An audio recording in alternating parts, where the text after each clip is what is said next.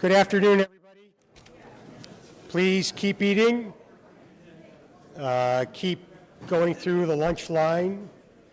We're going to start the program because our time is short. Thank you very much for being here and for your support of Energy Week. It's been a wonderful week. Monday was Research Day. Tuesday was Policy Day.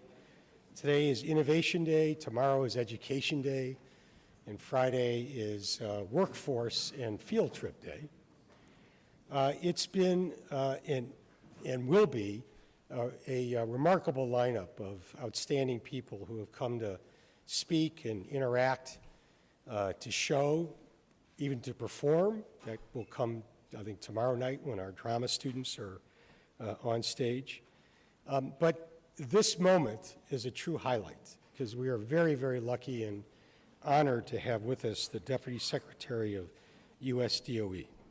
Elizabeth Sherwood-Randall became Deputy Secretary of Energy in October 2014. A Harvard graduate, she got her PhD at Oxford as a Rhodes Scholar, and started her public service career immediately after. She served in the State Department during the Clinton administration, and after a period of working at Stanford, Harvard, the Council of Foreign Relations, and elsewhere, she joined the Obama administration on day one. Most of that time was spent with the National Security Council and as White House coordinator for defense policy with a focus on weapons of mass destruction and arms control before joining DOE approximately 18 months ago. In her position as Deputy Secretary, she's basically the COO, Chief Operating Officer of a department with nearly 15,000 federal employees and almost 90,000 contractors. She oversees all major capital projects, energy sector emergency preparedness and resilience, and chairs the department's cybersecurity efforts, and looks after all the major priorities that the department has. I will tell you from my own interactions with the Deputy Secretary and the Secretary and others in the leadership there, this is a gross understatement of what she does. She's been a wonderful force as Deputy Secretary at DOE. I'm pleased to tell you that the Deputy Secretary, if time allows, has agreed to take questions after her remarks. We ask that when you're called on, you make your way to a microphone over there. Please give us your name, your affiliation, and fit 10 seconds on what you work on, assuming you're working. That was a laugh line, assuming you're working. Thanks, everybody. Please join me in welcoming Deputy Secretary Elizabeth Sherwood-Randall. Thank you, Jerry. Thanks for being here.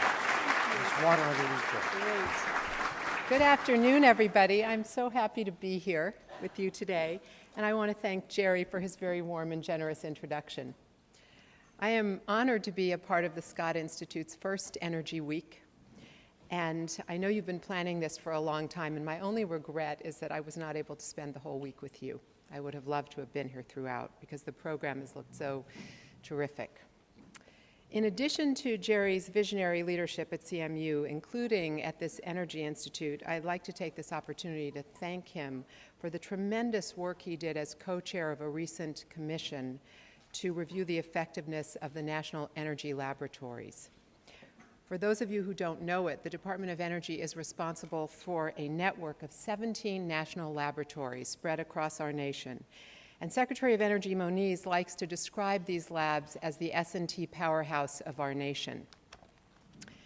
Jerry's contributions to reviewing the lab's performance and recommending how we can strengthen this unique national asset were greatly appreciated, and we are hard at work on implementing the recommendations that the Commission made.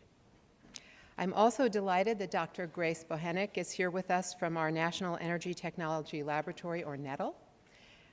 NETL has 12 active energy projects with CMU today, and has collaborated on over 200 projects over the last 5 years. And for women pursuing STEM in this audience, let me just note that before Dr. Bohenik joined DOE, she was the first person ever to be Chief Technology Officer of the U.S. Army Materiel Command. Finally, I just want to say how thrilled I am to be back at a vibrant university surrounded by the next generation of inventors and innovators and entrepreneurs who will keep our country on the cutting edge far into the future. And speaking of student innovators, I hear the students competing in the Allegheny Region Clean Tech Prize, which is sponsored by DOE's Office of Energy Efficiency and Renewable Energy, are here today. Where are you? Great. I want to wish you good luck in this competition. And I understand that Dr. Bohenik will be your Master of Ceremonies. This region has a very strong record in Department of Energy competitions. Indeed, last year's winners of the $50,000 prize in our Clean Energy Business Plan competition, which was the predecessor to this year's competition today, were from Carnegie Mellon. So before I get on with my formal remarks on innovation, I have a surprise for our friends here at Carnegie Mellon, which is that I have the privilege of announcing right now that the Department of Energy's Office of Environmental Management has awarded Carnegie Mellon today a 5-year, $3 million grant to run a university traineeship program in robotics.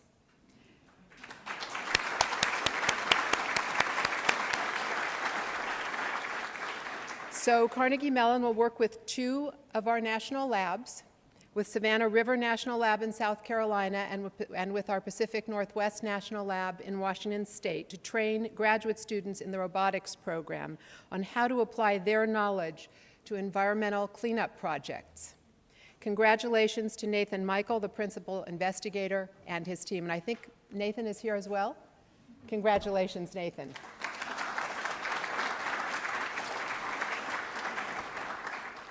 So the citizens of Pittsburgh know more than a little about invention and reinvention.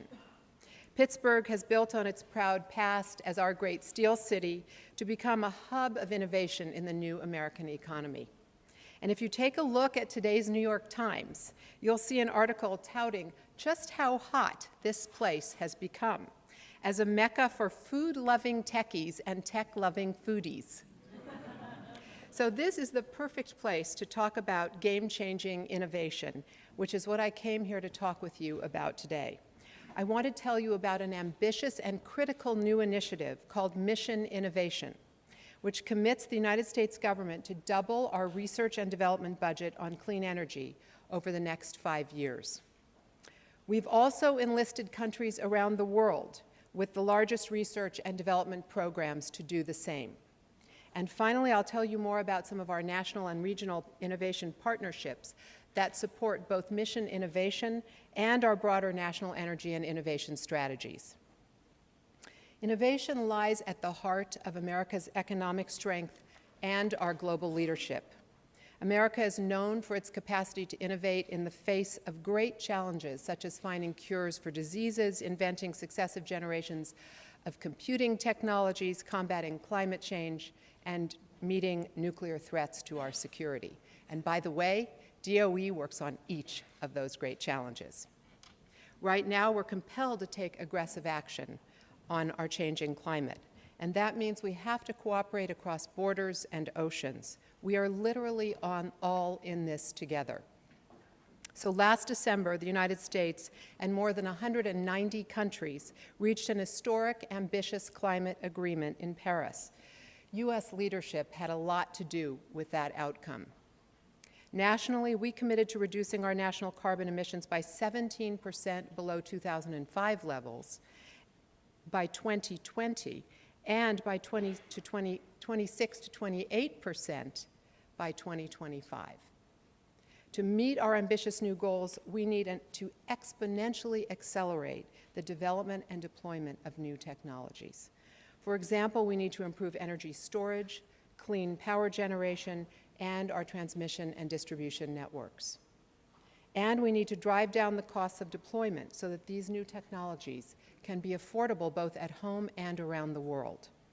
And that brings me to mission innovation.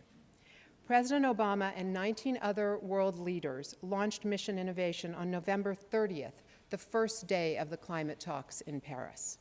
The 20 countries that joined together there have each committed to double their investments in clean energy research and investment over the next 5 years. Each country gets to determine how to spend those resources, but together these investments will not only reduce greenhouse gas emissions, they will also enhance energy security, create opportunities for U.S. energy businesses in a growing global marketplace, and help provide affordable, clean energy to consumers. And all of the Mission Innovation members recognize the key role of the private sector in delivering technology to markets around the globe. Collectively, this is one of the most significant commitments ever announced because the 20 partner countries of Mission Innovation account for more than 80% of global governmental support for clean energy research and development. Mission Innovation partners span 5 continents. We represent nearly 60% of the world's population, including the 5 most populous countries. We range from the world's largest oil producers, including Canada, Saudi Arabia, the UAE, and Mexico, to others such as Germany, Denmark, and Chile, for whom renewables are very important. The Mission Innovation Coalition also includes the world's largest emitters of greenhouse gases. The United States alone represents nearly half of the current total investment in clean energy R&D among Mission Innovation participants. Doubling our investment will take our current $6.4 billion annual federal investment to $12.8 billion by 2021. And we in the United States intend to play to our strengths, harnessing the innovative capabilities of the great universities in our country, including those represented here today, our national labs, and our dynamic energy sector, incorporating a mix of technologies, fuels, and end uses, all of which can help us to contribute to the success of this vital mission. I want to stress an important point here. When we talk about clean energy and clean energy technology, people usually think we're talking only about wind and solar and hydro and nuclear, and not about our fossil resources. That is not the case. Clean energy technology is anything that helps us to reduce greenhouse gas emissions. Clean energy technology also reduces demand for water, reduces waste, and improves air quality. So it's important to note that this is not about eliminating the use of important fossil fuel resources. We are talking about significantly reducing the carbon emissions associated with the use of those fossil fuels so that they can remain part of our low-carbon energy mix. Reducing the carbon footprint of fossil fuels is important because while many countries are making progress in using renewables and ultra-efficient technologies, developing countries that are working to meet the needs of their citizens and grow their economies will especially rely on an all-of-the-above approach, at least in the near term. According to the Energy Information Agency, for example, nearly 300 million people in India do not have access to electricity. So providing affordable electricity to low-income people across the globe is an important imperative for us. This is why Mission Innovation also encourages international cooperation, and as I observed, that will be good for our private sector because it will generate commercial opportunities to bring our technology solutions to markets beyond our borders. For example, last week I was in Meridian, Mississippi, at Southern Company's Kemper Power Plant. This is a first-of-a-kind project that will capture the carbon from gasified lignite coal and use it for additional economic productivity.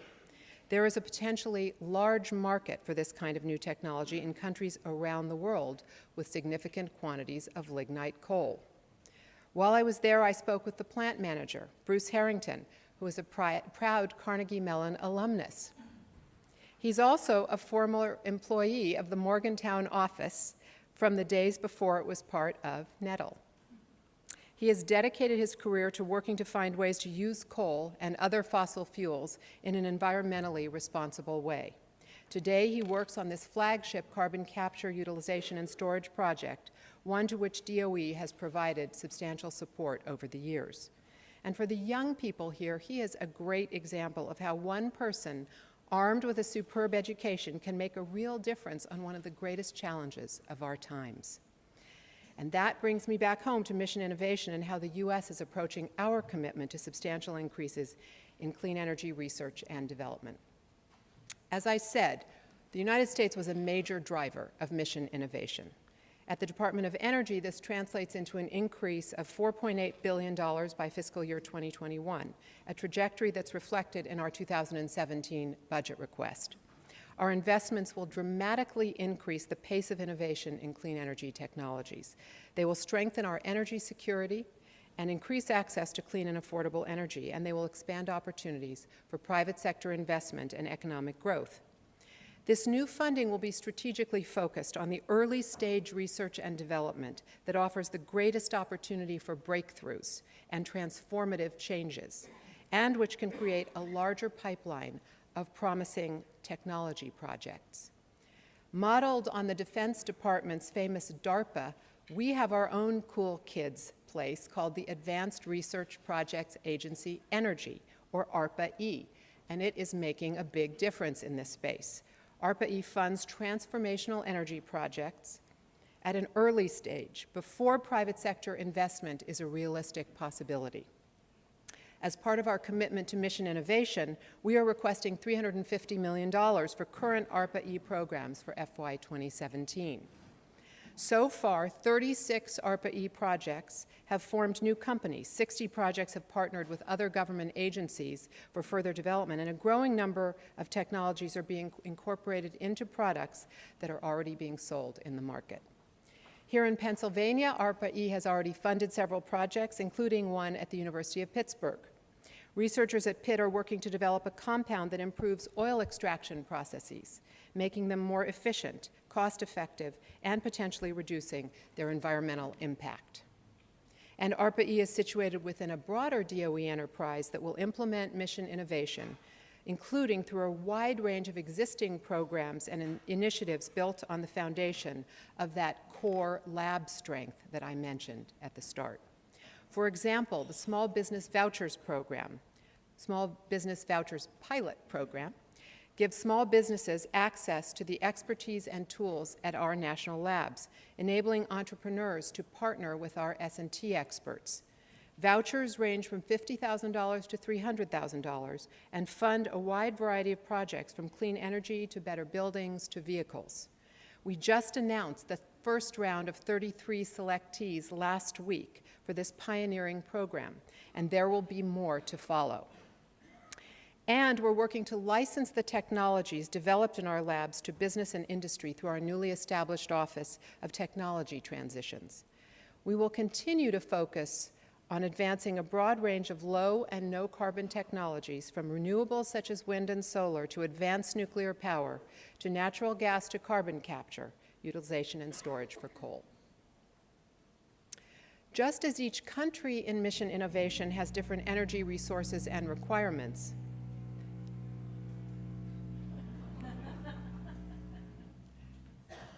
so does each region of the United States. Our regional strengths in energy reflect the rich and diverse landscape of our nation, with varied resources and varied needs. Each has a different innovation ecosystem, made up of unique factors like natural resources, markets, policies, industries, and again, research universities. Our energy strategy takes this into account. For example, Nettle here in Pittsburgh and also in Morgantown, West Virginia, is a leader in research in carbon capture and storage. That's no accident. Its researchers are developing advanced turbines that operate cleanly on hydrogen fuels and synthesis gas made from coal. And they're creating new technologies that reduce the environmental impact of using our valuable fossil fuel resources. When I visited Nettle soon after I became Deputy Secretary, I had the pleasure of meeting with some of these path-breaking researchers. Dr. Ali Hakala researches the effects of hydraulic fracturing. Her work will help us to better understand how we can extract our energy resources and assess the environmental impacts of these processes. Another Nettle scientist, Dr. Angela Goodman, studies the geochemistry of carbon sequestration by testing rock samples with carbon dioxide under pressure. So the research performed at Nettle is integral to the economy of this region.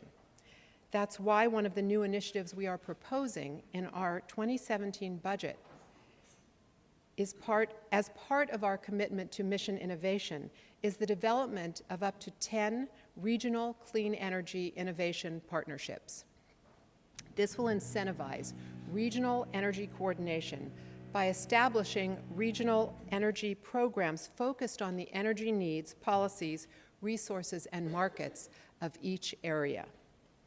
They would draw on the considerable knowledge of experts from universities, national and other laboratories, state and regional governments, and private companies. Each regional partnership would have a portfolio of issues tailored toward the region's needs, such as supporting the commercialization of clean energy technology, economic development, and manufacturing. Most important, our regional partnerships are designed to accelerate and expand innovation and commercialization by creating connections between governments, universities, industries, and investors. Some forward-looking places, like Pittsburgh, have a head start on this kind of approach. For example, last year, Mayor Peduto and Dr. Bohenik signed a memorandum of understanding between the Department of Energy and Pittsburgh to build a city that is a hub for 21st century innovation and entrepreneurship. Together, DOE, Pittsburgh, and other partners, including the University of Pittsburgh Center for Energy, will modernize the city's electrical grid, making it more reliable and efficient. And I'd note that building on our first quadrennial energy review, which was released last spring, the second installment, which we are calling QER 1.2, is due out by the end of this year, and it will focus on modernization of our entire electric grid, and will undoubtedly offer insights into the important work that you are already undertaking here. In closing, I want to speak directly to the young people here today again.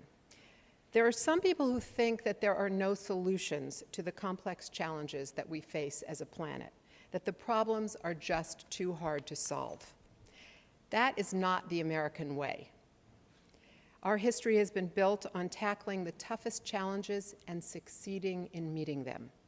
For example, you all know that we face growing cyber threats, which present major risks to our networked nation and to our national security. If you're one of the students here for Energy Week and have a passion for all things cyber, you're just the kind of person we need at DOE. And universities across this region have already been excellent partners. For example, CMU's University Software Engineering Institute was instrumental in developing the Department of Energy's Cybersecurity Capability Model, or C2M2. This model helps utility companies right now, all across our nation, to develop a better understanding of their existing cybersecurity capabilities and what they will need to do to protect themselves in a threat environment that is constantly changing. C2M2 helps utilities make informed decisions about what cybersecurity investments they need to make, and also strengthens our government-industry partnership, which helps keep the power on for the American people, because 90% of the electricity infrastructure in this country is in private hands. So in the end, these kinds of efforts raise our collective game and enable us to stay strong and safe. As you heard from Dr. Cohen, I'm not a scientist or an engineer or a computer programmer. If I were doing it all over, I told him earlier today, and I had the brain power, I'd probably study physics or materials science. I do, however, know a little bit about doing work that some people say is impossible.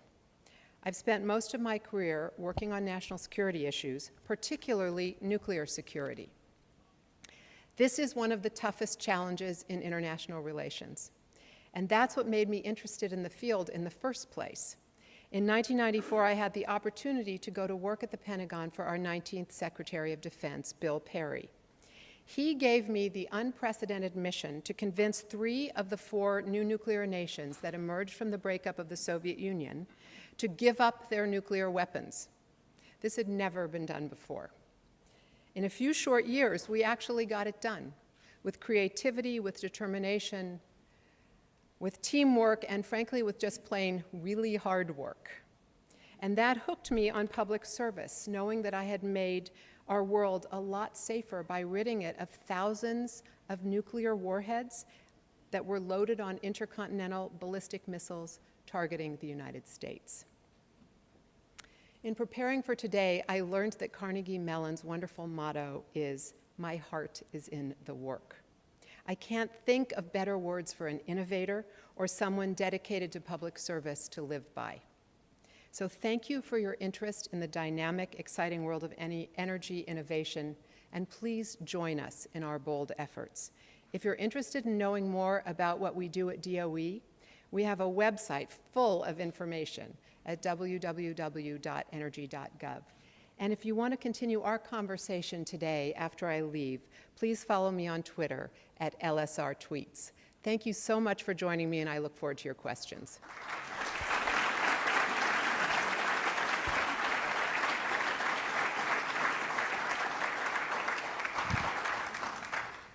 And please, as Dr. Cohen said, let me know who you are and what you're working on. Who you are, what your name is, Well, I have what you're working on. please.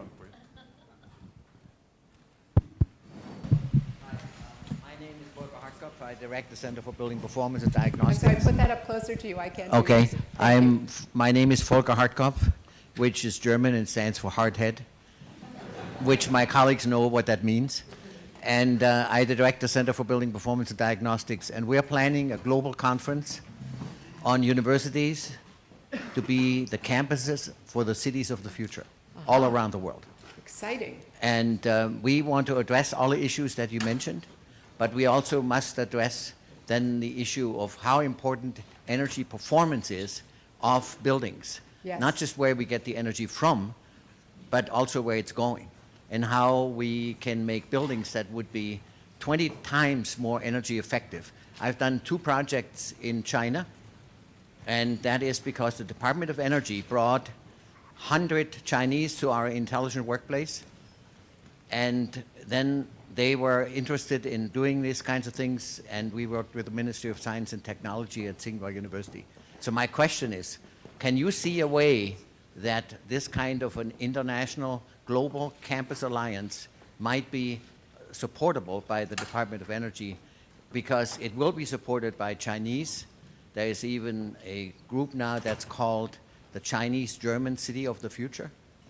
And we need to address what you also mentioned, India, and the fact that 300 million Indians have no electricity. And we cannot build normal power plants in order to bring that electricity to these people. There has to be a very different approach.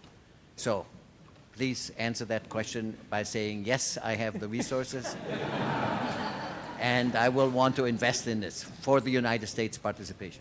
Thank you, Volker. First of all, I love your project, and it's very exciting to hear about it. I can think of it in so many dimensions. I want to reinforce, of course, what you said, that not only do we need to figure out how we ensure that the sources of our energy are clean or cleaner, but we also need to ensure that the way we use our energy is efficient. And one of the biggest consumers of energy in all of our countries, in the United States and others, is our buildings. And we actually have an ability to shape what buildings do, especially as we build new ones, but also as we retrofit existing buildings. And so our department has an enormous amount of work underway on better buildings around the world and in our cities as part of our Smart Cities initiative.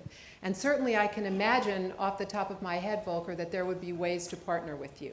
So what we need to do is be in direct touch, and we'll think about what would be the dimensions of our work that could be supportive of your endeavor, especially if it will involve the next generation in all these universities to help us think through and solve the complex problems that we face.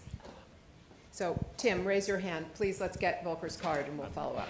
Tim is my chief of staff sitting at this table here. Hi, my name is George Skopsov. I'm the CEO and president of HQuest Vanguard. Sorry, that didn't transmit up here either. Just a little. Sorry. My name is George Skopsov. I'm the CEO and president of HQuest Vanguard. We are a Pittsburgh startup, and we're commercializing a new transformative technology for taking dirty fossil fuels like coal and cleanly and efficiently converting them into transportation fuels, chemicals, and advanced carbon materials, such as carbon fiber. I guess my question is, in your innovative and technology development strategy for Department of Energy. Fossil fuels still play a large role Yes. for the clean energy. Apart from sequestration and carbon capture, can you talk about some of the initiatives and opportunities that are available for technologies that take, basically a coal, dirty fossil fuel, and coming up with new and inventive and clean uses for it, basically inherent carbon capture, if you will? So much of what we do is support the research that drives the development of technology that will lead to the kind of thing you're doing. And if you haven't met Grace, do you already know each other, or did you just meet this morning? You just met this morning. We need to put you two together. So we're interested very much in not only CCUS, which is one dimension, but in many dimensions of how we both generate the power and then use it, as I was saying in response to Volker, in a way that is beneficial to consumers who need it and also healthy for our planet. And as I noted in my remarks, we're keenly aware that countries on the upward development trajectory have to provide power on a scale that will not be met without the use of fossil fuels. This is a reality. Coal will be used, and so we have to figure out how it can be used in a way that does not damage our planet to the point that it's not livable. And so we hope to bring together entrepreneurs like you with our researchers and develop research agendas under mission innovation that will enable us to advance our goals. So come and talk with us some more. Thank you. We have a question here. My name is Shailendra Sinha, and I'm investment strategist for global equity markets. We mainly invest in cutting-edge technology companies. Now, at the moment, we are focusing on energy companies. The buzzwords, as of now, seem to be disruption and upending. Do you expect the transition from fossil fuel to alternative energy to be a disruptive transition, or will it be smooth? Will it be primarily driven by the governments of the various nations or by the private sector? Take into account the lithium-ion battery story unfolding as we speak. And there's another fortunate thing I was reading. The Argonne National Laboratory is the world leader in NMC 2.0. That's very encouraging. So do you think that transition would be disruptive or upending, or will it be smooth? Thank you. So I don't have a crystal ball. I'm not wearing a pointy hat as the wizard who can predict the future. I would say that there will be revolutionary things that happen that will inevitably disrupt some people's lives. And we see the effects already in our country on communities, for example, that have seen changes that have led to job loss. And one of the things we're doing to address the disruptive effect of innovation in the energy space is to work with communities on transition and to identify opportunities for skill building for new jobs in the energy workforce, because it's also a very dynamic place in our economy. It's not necessarily the case in some of the areas that have been most hard hit by some of these changes. So there will be disruptions. And what we need to do is anticipate them and work with communities to invest those communities in the future and bring them along with us, because we have a responsibility to our citizens and also to citizens in other countries to whom their governments have responsibility. You asked an important question about will it be the government or will it be the private sector? It's not either or. There's one of the reasons we have emphasized, and I noted in my remarks, the imperative of private sector involvement, is that so much of the action will take place in the private sector. We will do a lot of the research, some of it in partnership with industry, as we were discussing, but then the development and deployment will happen in the private sector. We're looking for investors who have a different risk-reward calculus, and there's something that was also announced in Paris led by Bill Gates called the Breakthrough Energy Coalition, which was a group of investors from all around the world who are willing to be patient because some of these technologies won't produce the returns on investment that someone more impatient would need, but to make that investment in order to bring these technologies to the widespread deployment that will be necessary to meet the planet's energy needs in an environmentally responsible way. So I would say neither of us can do it alone. We are heavily focused on how we can build the strongest possible collaboration with the private sector as early in the process as possible. So from what you're interested in doing in the development of technology that is in an early stage, a startup, to the wide deployment later on so that costs can be brought down and people can benefit all around the world. One more. From a student. I hope a student. Yes, I am a student. I'm a second-year PhD student. Thank you very much for the talk. And my name is Michael Craig. I'm What here. are you studying? What's your PhD? I actually work on carbon capture and sequestration. I do system analyses. So how do you put CCS into a power system and how does it operate? Great. And so, of course, I wanted to ask another CCS question. So in response to the last question, you mentioned Kemper. The DOE has previously funded large-scale deployment of CCS. We have Kemper. We also had FutureGen before FutureGen became no more. So I know that the national labs do a lot of innovation, and that's a very important part to technology deployment, but it seems like with CCS, there's been a lot of research going on for decades and decades, and the deployment does not seem to be getting there quite yet. And so I'm wondering if the DOE sees its role as it has done before, which is providing large-scale loans to large-scale deployment, or if you see another path that DOE can kind of try to promote large-scale deployment of CCS through.